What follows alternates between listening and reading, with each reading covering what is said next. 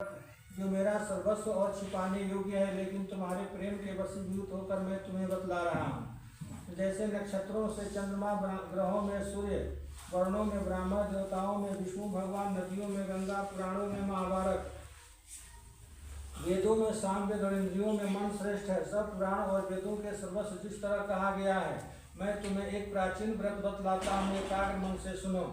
जिस व्रत के प्रभाव से तुमने मेरा आधा आसन प्राप्त किया है, वह मैं तुमको बतलाऊंगा, क्योंकि तुम मेरी प्रेयसी हो।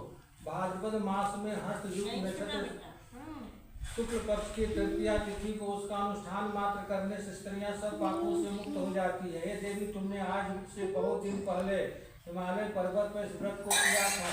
यह वृतांत मैं तुमसे कहूँगा। पार्वती ने पूछा, हे नाथ, मैंने क्यों यह व्रत किया था, यह सब आपके मुख से सुनना चाहती हूँ।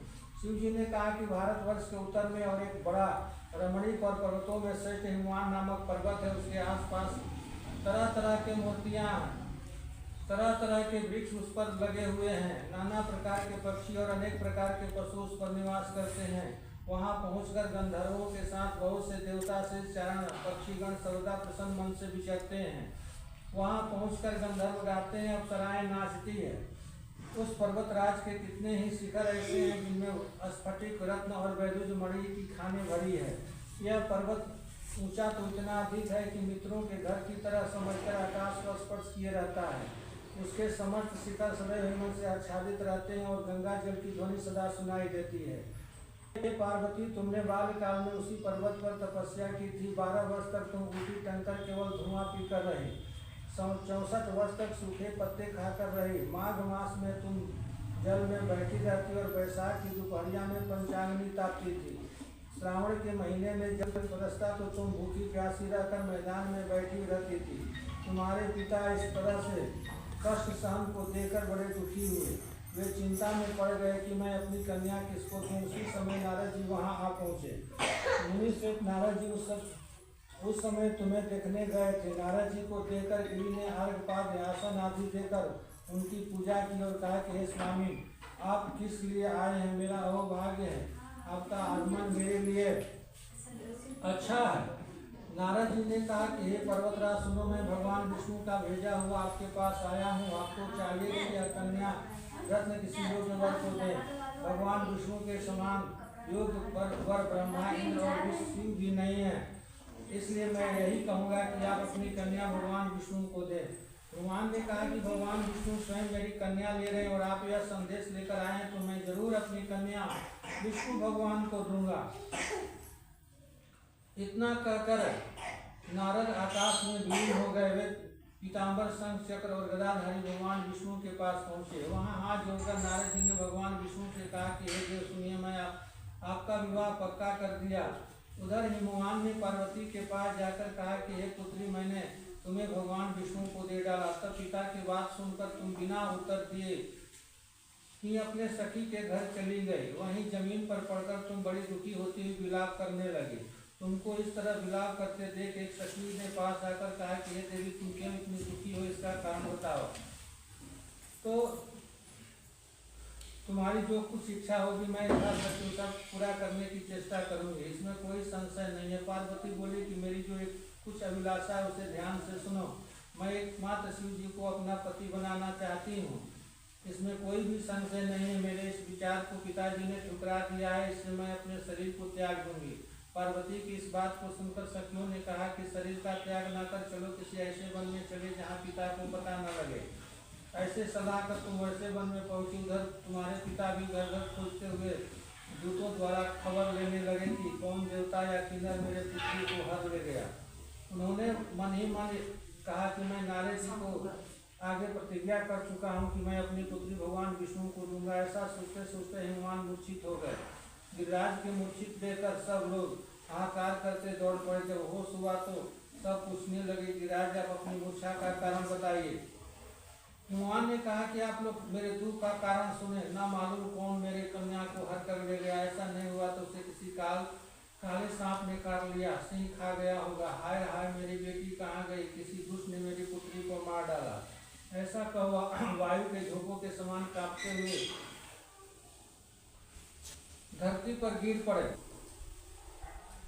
उन्होंने कहा कि हिंसक जंतुओं से बड़ा भयानक यह जंगल जो है ओ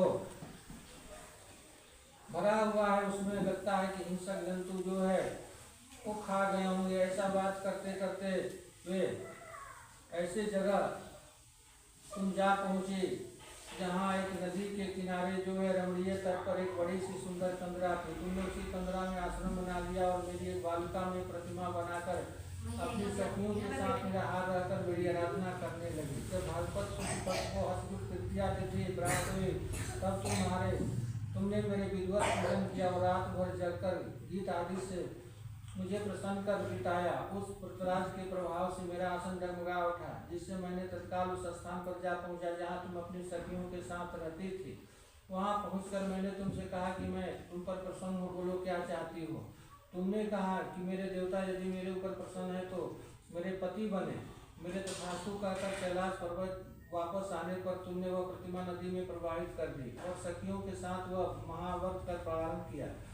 हिमवान की तब तक उस वन में तुम्हें खोजते हुए वहां पहुंचे। चारों दिशाओं में तुम्हारी खोज करते करते व्याकुल हो चुके थे, इसलिए उन्होंने आश्रम के समीप पहुंचते ही गिर पड़े। थोड़ी देर बाद उन्होंने नदी के तट पर दो कन्याएं देखी। देखते ही उन्होंने तुम्हें छाती से लगा लिया और बिलाकर रोने लगे। फिर पूछा कि हे पुत्री, तुम सिंह से और बाघ से भरे जंतुओं से इस वन में क्यों आई? पार्वती ने उत्तर दिया कि पिताजी, मैंने पहले ही अपने आप को पिता शिव जी के हाथों सौंप दिया था। आपने मेरी बात टाल दी, इससे मैं यहाँ चली आई। हनुमान ने संतोना दिया कि हे पुत्र, मैं तुम्हारी इच्छा के विरुद्ध कुछ नहीं करूँगा। तुम्हें अपने साथ घर लाए और तेरा विवाह मेरे साथ कर दिया, तभी से आपने मेरा अग्रासन प्राप्त किया है।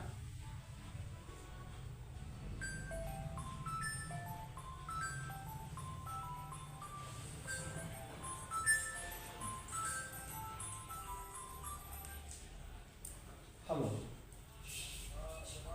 हाँ प्रणाम। आ जाएंगे हम 15-20 मिनट में, सवा 3 मिनट बस नहीं, सवा 3 होते हम आ गए।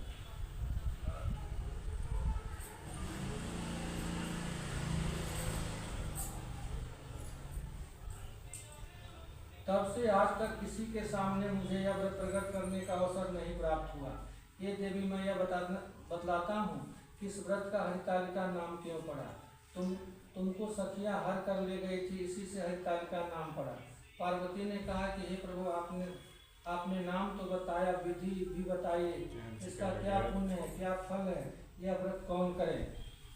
श्री शिव जी पार्वती जी से कहते हैं कि हे देवी, मैं स्त्री जाति के भलाई के लिए उत्तम व्रत बतलाता हूँ। जो स्त्री अपने सौभाग्य की रक्षा करना चाहती है वह यत्न पूर्वक व्रत करे। पहले केले के खंभे आदि से सुशोभित एक सुंदर मंडप बनाए, उसमें रंग बिरंग के रेशम कपड़े लगाए, चंदन आदि से सुगंधित द्रव्यों से वह मंडप लिपवाएं। फिर शंख, भेरी, मृदंग आदि बजाते हुए बहुत से लोग एकत्रित होकर तरह तरह के मंगलाचार करते उस मंडप में पार्वती तथा शिव जी की प्रतिमा स्थापित करें। उस रोज दिन भर उपवास कर बहुत से सुगंधित फूल, गंध और मनोहर धूप, नाना प्रकार के नैवेद्य आदि एकत्र कर मेरी पूजा करें और रात भर जागरण करें। ऊपर जो वस्तुएं गिनाई गई है उनके अतिरिक्त नारियल, सुपारी, चमेली, नींबू, लौंग, अनार, नारंगी आदि जो जो फल प्राप्त हो सके उन्हें इकट्ठा करें। उस ऋतु में जो फल तथा फूल मिल सके विशेष रूप से रखें। इसके बाद धूप, दीप इत्यादि से पूजन करें और प्रार्थना करें कि हे शिव रूपणी, हे मंगल सब अर्थों को देने वाले, हे शिव रूपे आपको नमस्कार है। हे शिव रूपे आपको सदा के लिए नमस्कार है। हे ब्रह्म रूपणी आपको नमस्कार है। हे जगदात्री आपको नमस्कार है। हे शिव वाहिनी, संसार के भय से भयभीत मुझ दीन की रक्षा करें। इस कामना की पूर्ति के लिए मैंने आपकी पूजा की है। हे पार्वती, मुझे राज्य और सौभाग्य दे, मुझ पर प्रसन्न होएं। इन्हीं मंत्रों से पार्वती तथा शिव जी की पूजा करें।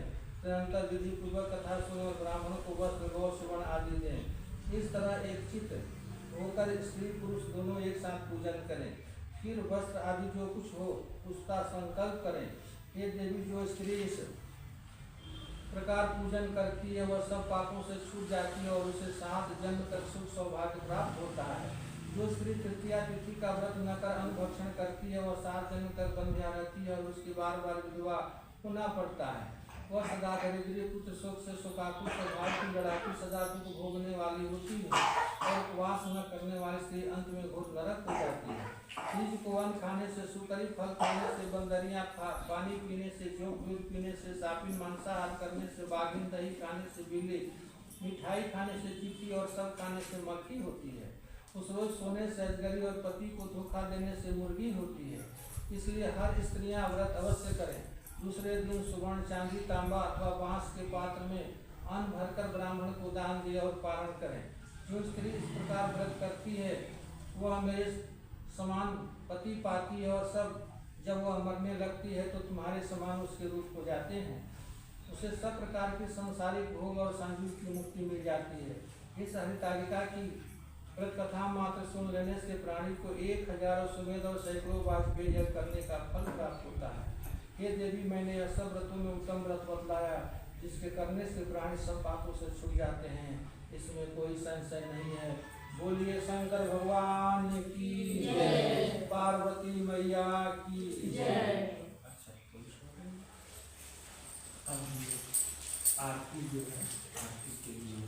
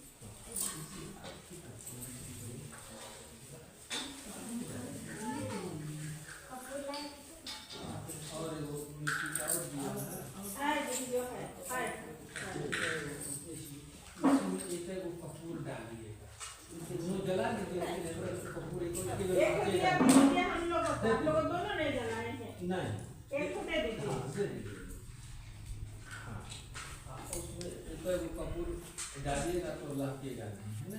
अच्छा, रंगीन कर दीजिए तो अच्छा डाल दीजिए।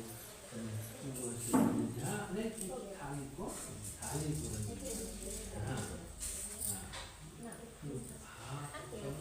जल जाएगा ना।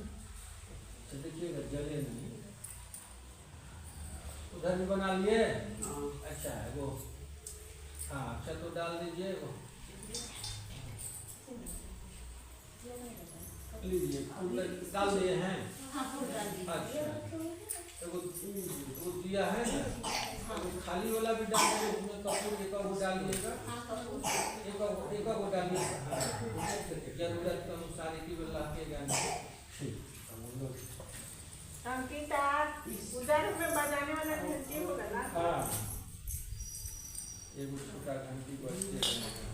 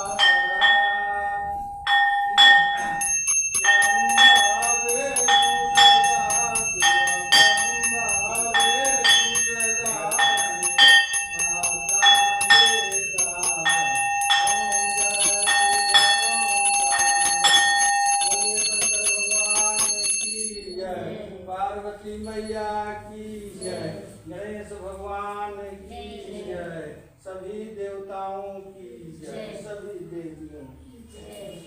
देखा करके अपने